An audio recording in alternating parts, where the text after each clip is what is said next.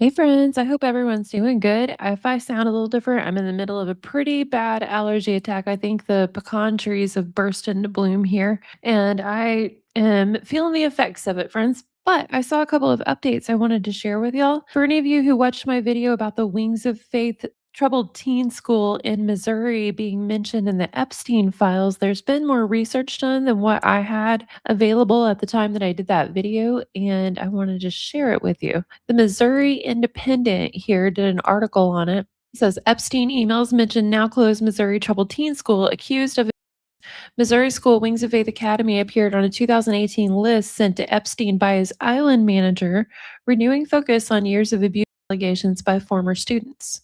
Anne Rodriguez, now that is Epstein's island manager, was looking for a boarding school for her daughter and asked Jeffrey Epstein for help. In an email dated August 7, 2018, Rodriguez, described in the Epstein files as his island manager, sent her boss a list of 5 schools and asked him to weigh in on placing her teenage daughter. Wedged between options in Orlando and San Diego was one name far from either coast, Wings of Faith Academy, a private Christian boarding school for troubled girls in Southwest Missouri.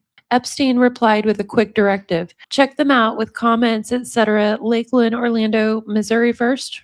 Rodriguez ultimately chose Piney Woods School for girls in Mississippi, but Wings of Faith appearance in Epstein's correspondence draws new attention to a Missouri network of faith-based residential boarding schools which have faced years of allegations and prompted lawmakers to adopt limited oversight reforms. Wings of Faith has been accused by former students of physical and psychological. It also operated alongside Agape Ranch, the now shuttered boys program whose treatment of students drew statewide scrutiny, and it was part of a broader pipeline of private boarding schools that has repeatedly drawn complaints, eluded oversight, and prompted piecemeal reforms. The troubled teen industry is a hotbed of abuse. Ryan Fraser, a Kansas City attorney who's specializing in personal injury and cases, told The Independent, I'm not surprised to see a Missouri boarding school in this context. Over the last 5 years, Fraser's law firm, Monsees and Mayer, has litigated upward of 70 cases against Agape Ranch. Former students at Wings of Faith are calling for litigation. Unfortunately, said Fraser, because of the lack of oversight or legal protections, our state is a target for these facilities. The founders of Wings of Faith Academy, which closed in 2022 for health reasons, could not be reached for comment. One former student at Wings of Faith was Jordan Evans, who was 15 years old in 2016 when she was taken from her room in Wildwood by a man she didn't know. The transporter took me out of bed early in the morning, Evans said in a recent interview with The Independent. He carried a little paper that claimed he had my legal guardianship and said that my mom was following in another car behind ours. I thought I was dreaming, so I didn't ask so many questions. Without her knowledge, Evan's mother had enrolled her in Wings of Faith Academy.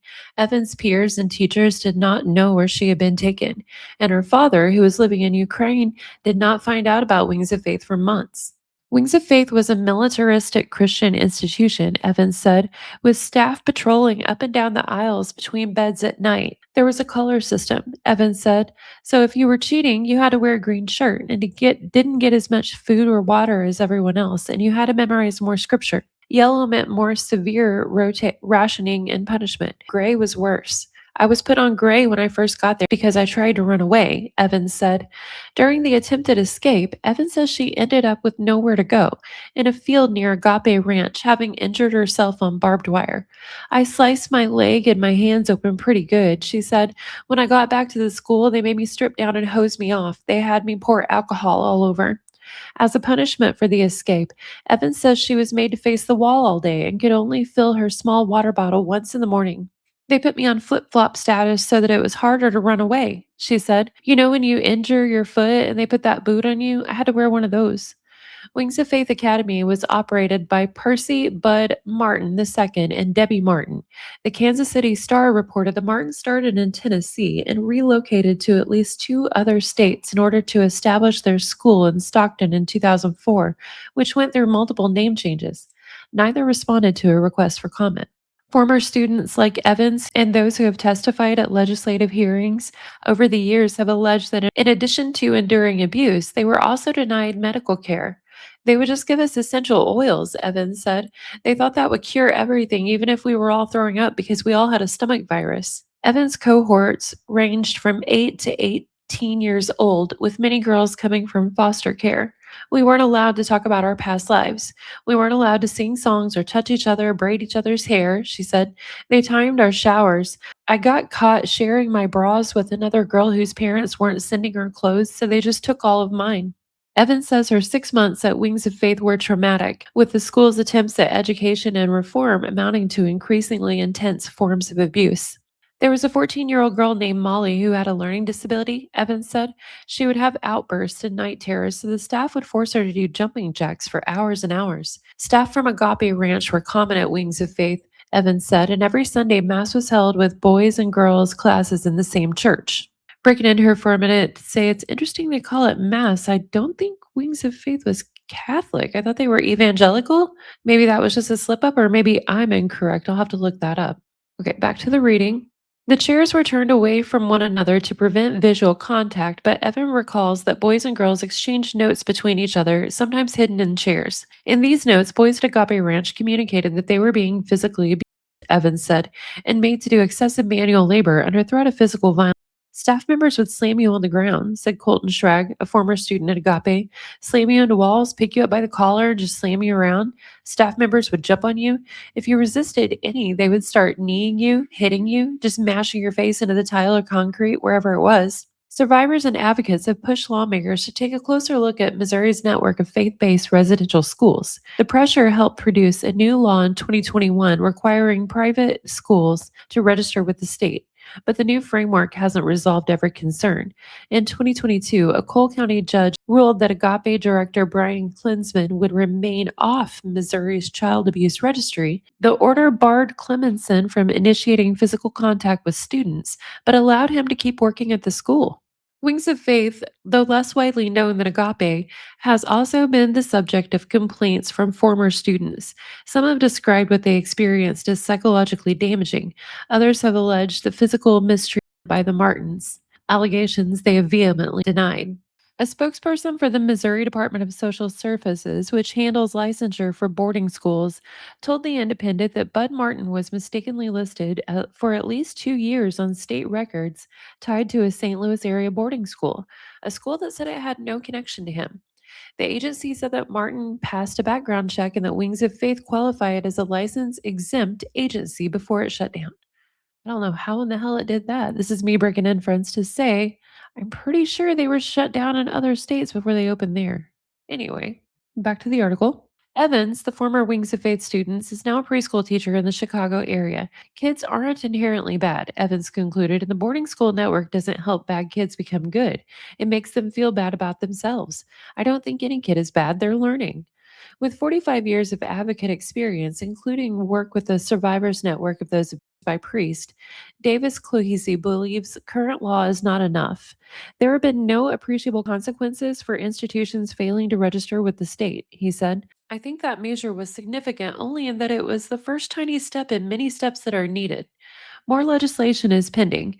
The Missouri House last week approved legislation that would expand Missouri's statute of limitations for childhood victims, giving survivors more time to bring civil lawsuits against institutions and allow those changes to apply retroactively.